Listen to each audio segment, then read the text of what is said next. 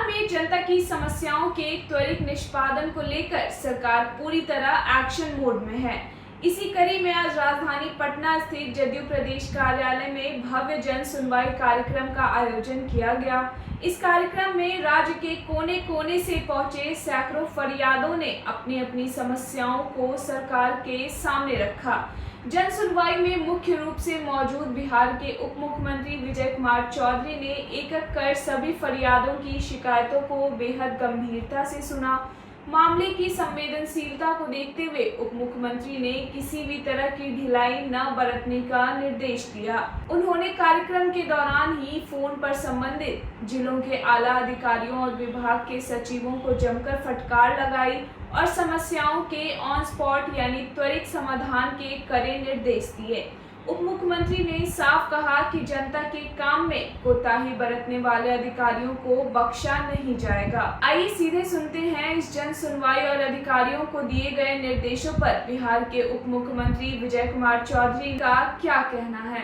देखिए, सरकार के 100 दिन पूरे हो रहे और इस दरमियान सरकार ने अपनी विश्वसनीयता कई मायने में प्रमाणित की।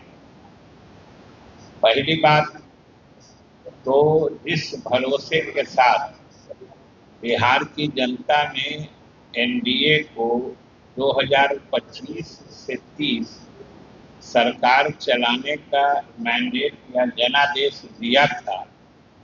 आज हमको बिहार की जनता को यह बताते हुए प्रसन्नता हो रही है कि बिहार सरकार जो जनता की अपेक्षाएं हैं उसी के अनुरूप चल रही। और आप सब जानते हैं कि पिछले 20 वर्षों से एनडीए की हुकूमत पूर्व मुख्यमंत्री श्री नीतीश कुमार जी के नेतृत्व में चल रही और ये 2025 से 30 भी नीतीश कुमार के नेतृत्व के तहत ही जनादेश मिला था।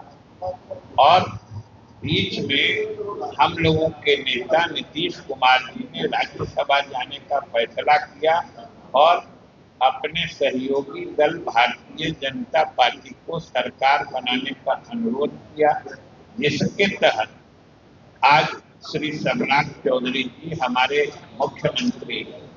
लेकिन सबसे खुशी और प्रसन्नता की बात है कि सम्राट चौधरी जी जब से मुख्यमंत्री बने हैं, इन्होंने बनते समय भी और उसके बाद से लगातार हर अवसर पर इन्होंने घोषणा जारी रखी है कि सरकार के चलने की दिशा जो नीतीश कुमार जी ने तय की थी वही रही।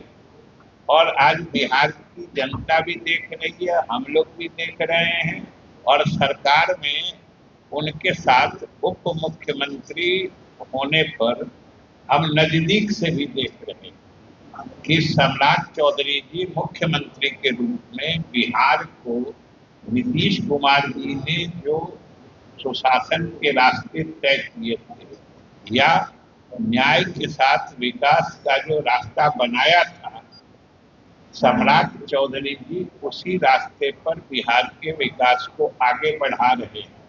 कल भी आपने देखा है कि वो दिल्ली में जो वहाँ के भूतल परिवहन मंत्री हैं नितिन गडकरी जी, उनसे मिलके कई महत्वपूर्ण योजनाओं की स्वीकृति लाई है। ये सब बिहार के विकास की दिशा में ही कदम उठाए जा रहे हैं। और हम जो देख रहे हैं कि नीतीश कुमार जी के रास्ते चलकर और उस विकास की गति को और तेज करने की कोशिश में हमारे मुख्यमंत्री सम्राट चौधरी जी लगे हुए हैं, यह प्रसन्नता की बात है। और बिहार के जनता में निश्चित रूप से इससे एक संतोष का भाव है।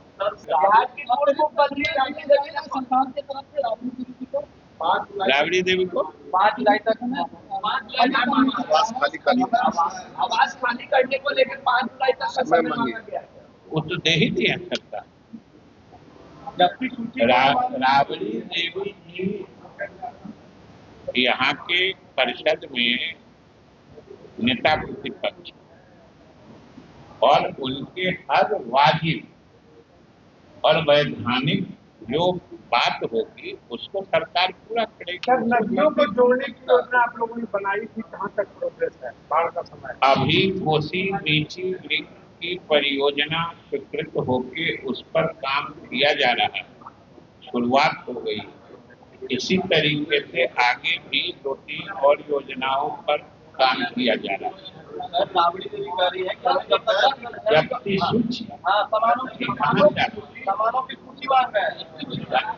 आप सामानों की सूची या जब्ती सूची में फर्क समझते हैं, ये दोनों में फर्क समझते हुए और इस मामले में भी जो भी वैधानिक होगा, जो भी नियमित तरीका होगा वो सरकार करेगी। तो आपके विभाग को क्या हमारे विभाग की तरफ से दोनों तरह की तैयारी। एक तो बारिश का महीना शुरू हो गया है और आपको हम बता दें कि बिहार में जब बारिश होती है तो उससे हम लोगों को ज्यादा परेशानी, यानी बाढ़ के पक्ष की बात हम कह रहे हैं कि बिहार में बारिश होने से बाढ़ की स्थिति कम बनती है।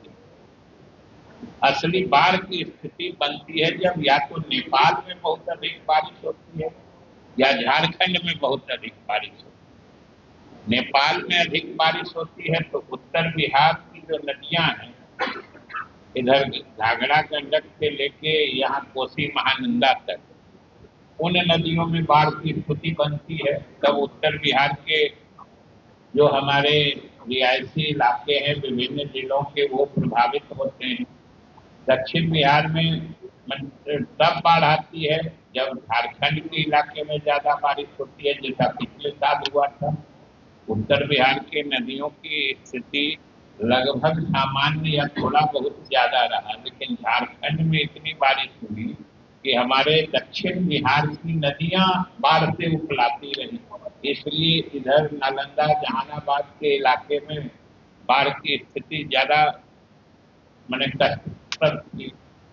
इस बार अभी तक सब कुछ नियंत्रण में है और हम लोग दोनों स्थितियों से निपटने के एक तो जो बाढ़ के पूर्व की तैयारी होती है, जहां विभाग के आकलन में तटबंधों पर और सुरक्षा या टूटने का खतरा हो सकता है, हम लोग वहां उनको मजबूत करके, पुख्ता करके, और अगर कुछ इमरजेंसी में सामान की जरूरत पड़ी तो वो भी इकट्ठा करके रखते हैं। और दूसरे, अगर कम बारिश हुई तो फिर किसानों को सिंचाई के लिए पानी मुहैया कराने की भी व्यवस्था हम लोग करते हैं।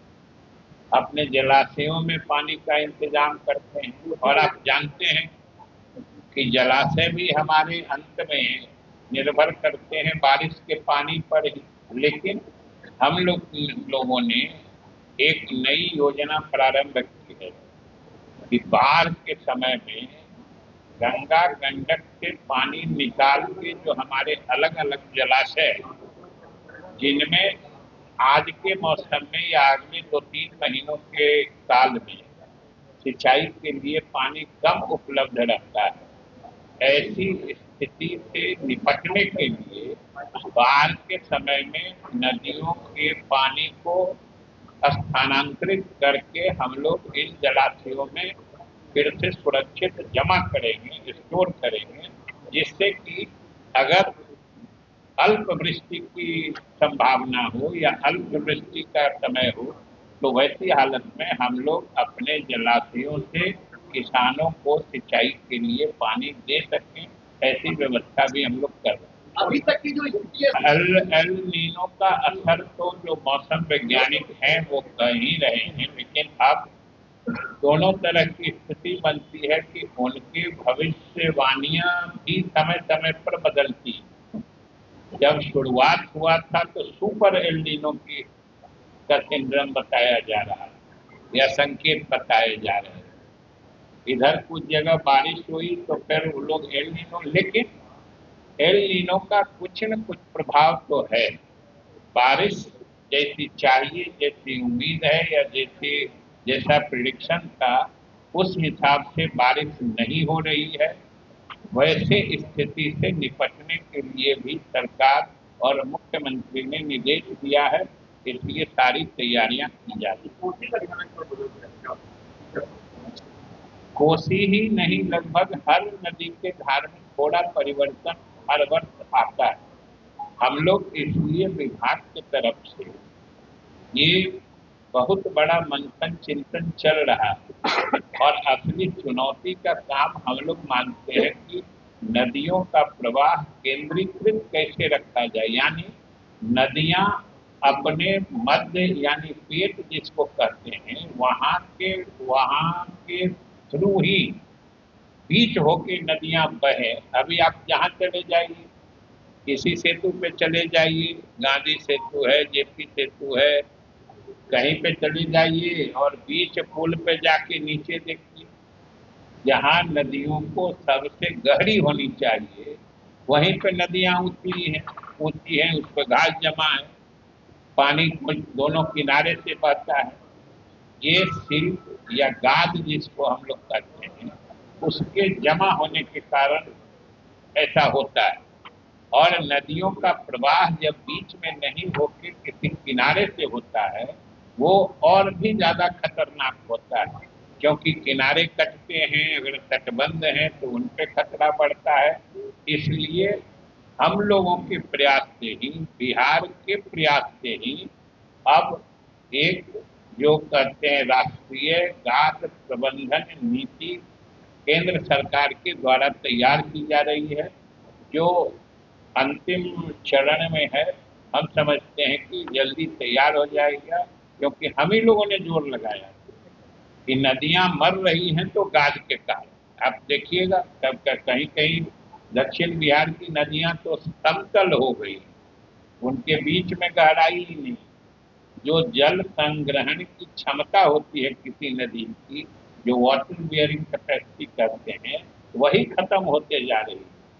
इसलिए खाद्य प्रबंधन नीति अगर अच्छे से हम लोग लागू कर पाए तो समझिए इससे दोनों स्थिति होती है कि नदियां भी फिर से जीवंत हो जाती हैं, बाढ़ों का खतरा भी कम होता है और सिंचाई के लिए भी समय पर मैंने पर्याप्त जल उपलब्ध हो जाता है। आरोप लगाया है तो सरकार तो पारदर्शी तरीके से काम करती है। जिन पर आरोप लगाया है, हम तो यही कहेंगे कि सिर्फ आरोप नहीं लगाए, प्रमाण में सरकार निश्चित जांच कराए।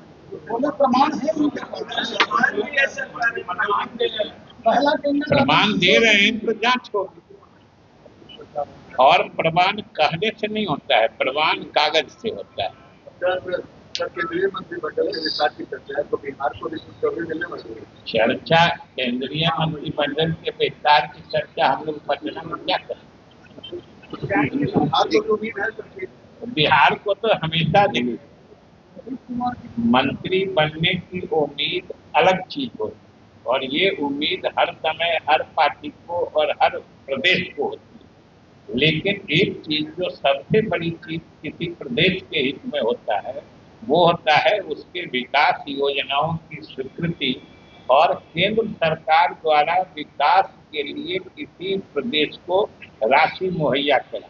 और उस माने में केंद्र सरकार बिल्कुल समझिए कि बिहार की तरफ मुखातिब है। कल भी आपने देखा है, जैसा कि हमने जिक्र किया, हमारे जल संसाधन विभाग में भी केंद्र सरकार ने अलग से मदद की है। इसलिए केंद्र सरकार के ध्यान में बिहार है, इतना तो हम जरूर सकते हैं। चला जाए ये तो वही बता सकते हैं। अब लगता है कुछ और पहले अखबार में एक रिपोर्ट आया कि बिहार राजस्व घाटे के में शामिल हो गया। राजस्व घाटा ये समझ लीजिए, सबसे पहले रेवेन्यू डेफिसिट, ये हर समय इसका नकारात्मक अर्थ नहीं होता है। सरकार मुनाफा कमाने वाली संस्था नहीं होती।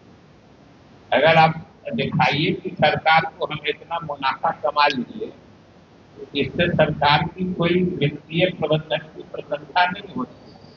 और अगर रेवेन्यू घाटा हुआ है तो सरकार ने अपना रेवेन्यू बढ़ा के उसको पूरा करने की भी योजना बना ली।